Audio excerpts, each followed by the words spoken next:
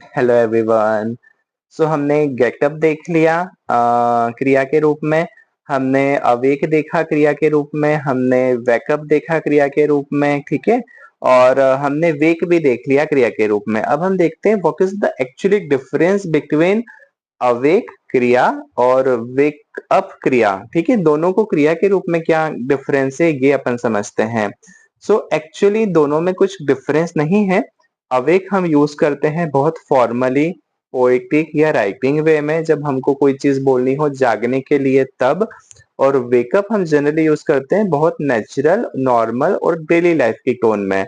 So actual में दोनों का ही हिंदी मतलब जागना होता है और दोनों में कुछ डिफरेंस नहीं है। केवल यूसेज का डिफरेंस है, कहाँ यूज करना है उस हिसाब से डिफरेंट है। बाकी दोनों ही चीजें सही है।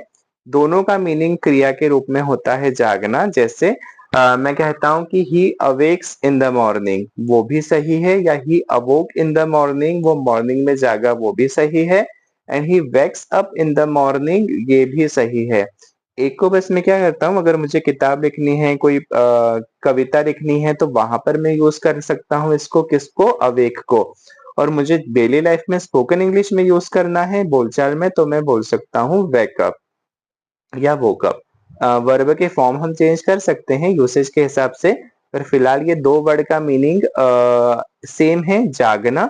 और दोनों को आप कहीं पे भी यूज कर सकते हो। इवन इफ अगर आप चाहो तो इंटरचेंज भी कर सकते हो।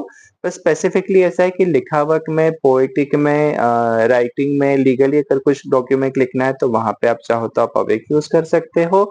और अगर आपको स्पोकन के रूप में बताना है, नेचुरल टच देना है, तो फिर आप वेक अप यूज कर सकते हो, ठीक है। So awake formal, wake up natural, बस इतना ही डिफरेंस है।